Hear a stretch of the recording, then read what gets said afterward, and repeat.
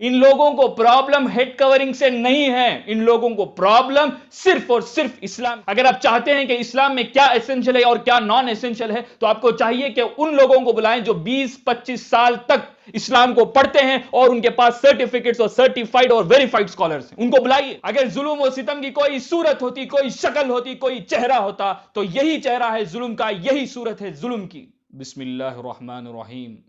इन्नल हम्दुलिल्लाह वस्सलातु वस्सलामु अला रसूलिल्लाह व अला आलिहि व अस्हाबिहि अजमाइन, अम्मा बाद। मोहतरम अजीज़ान मिल्लत, मैं आप लोगों से सिर्फ और सिर्फ ये एक सवाल पूछना चाहता हूं, क्या हमारे असलाफ ने इसलिए हिंदुस्तान को आज़ादी दिलाई ताकि उनकी नस्लों में से आने वाली बच्चियों को तालीम से रोका जाए इस वजह से कि वो हिजाब पहनती हैं? क्या हमारे असलाफ ने इसलिए हिंदुस्तान को आज़ादी दिलाई ताकि उनके बच्चों को मजहब पर अमल करने से रोका जाए? क्या हमारे असलाफ ने इसलिए अपने गर्दनें फांसी पर लटका दी और अपने लाशों को बिछा दिया ताकि जब हिंदुस्तान आजाद हो जाएगा तो उनके नस्लों, उनके बच्चों पर जुल्म और सितम के पहाड़ ढहाए जाएं, पहाड़ तोड़े जाएं? मेरे अजीज भाइयों, अगर ये जुल्म नहीं, सितम नहीं है तो क्या है जुल्म और क्या है सितम, बताइए। अगर जुल्म और सितम की कोई सूरत होती, कोई शक्ल होती, कोई चेहरा होता, तो यही चेहरा है जुल्म का, यही सूरत है जुल्म की।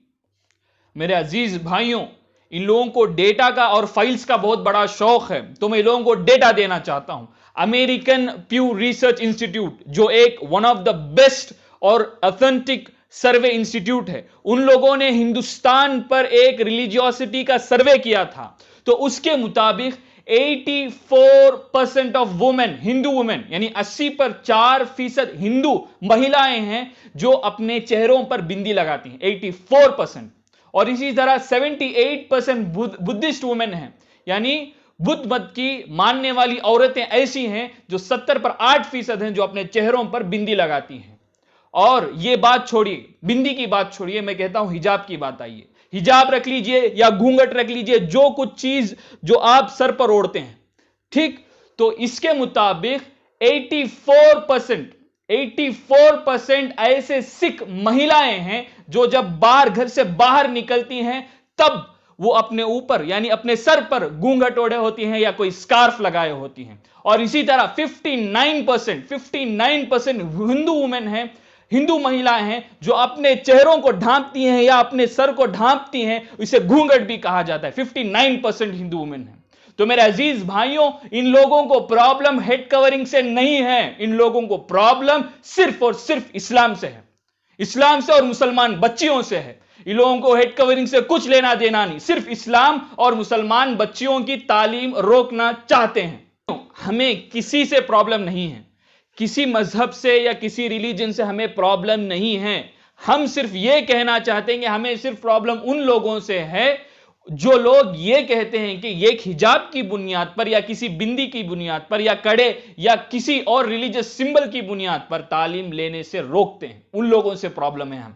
ये लोग वही काम करते हैं जो कैंसर इंसानी जिस्म में करता है, और ये लोग इंसानी कैंसर हैं जो हिंदुस्तान के जिस्म को तबाह कर रहे हैं। तो मेरे अजीज भाइयों, अब बात आती है एसेंशियलिटी पर। क्या एसेंशियलिटी इस्लाम में यानी हिजाब इस्लाम में एसेंशियल है या नहीं है, क्या ये आकर डिस्कस करेंगे?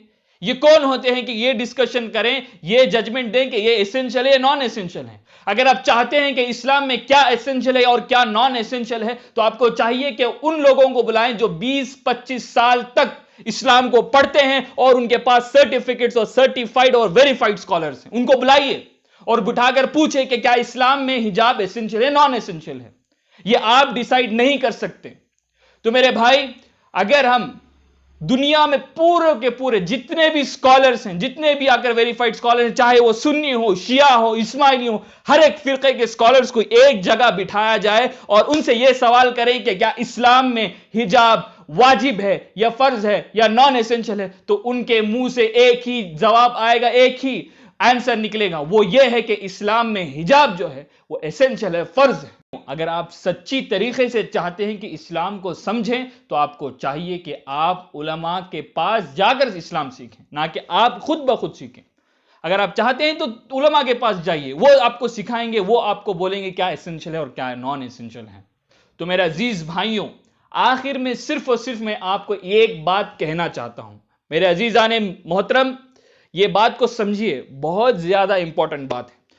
آج ہمارا سلیوشن یہ ہے کہ ہم اپنی طاقت کے مطابق اپنی فیلڈ میں، یعنی اپنی ٹیلنٹ کے حساب سے آپ کو چاہیے کہ آپ اسلام کی اویئرنس، یعنی اسلام کی دعوت دوسروں تک پہنچائیں، اسلام کے بارے میں دوسروں تک ایجوکیٹ کریں دوسروں کو کہ کیا اسلام ہے اور کیا نہیں ہے۔ ججز کو ہم ججز کی طرف اپروچ کریں گے اور ان سے کہیں گے کہ کیا اسلام میں ایسنشل کیا ایسنشل نہیں ہے، تو ان لوگوں کو بھی سمجھائیں گے، پولیس آفیسرز کو سمجھائیں گے، پولیٹیشینز کو سمجھائیں گے، اور ہر ایک شخص کو ہم اسلام کی دعوت یا اسلام کا اویئرنس یا اسلام کی جو بھی چیز انفارمیشن ہے ایجوکیٹ کریں گے۔ یہ ہمارا مقصد ہے اور یہی ہمارا حل ہے، جیسا کہ اللہ سبحانہ وتعالیٰ نے قرآن میں فرمایا، ادعو الی سبیل ربک بالحکمۃ والموعظۃ الحسنۃ وجادلہم باللتی ہی احسن، یعنی اللہ سبحانہ وتعالیٰ قرآن میں فرماتے ہیں بلاؤ، ان سارے لوگوں کو بلاؤ، ہر ایک شخص کو بلاؤ، ہر ایک مہیلا کو بلاؤ، یا چاہے وہ کالا ہو یا گورا ہو یا پیسے والا ہو یا غریب ہو، ہر ایک انسان کو اس مذہب کے بارے میں جاننا اس کا حق ہے، پیدائشی حق ہے۔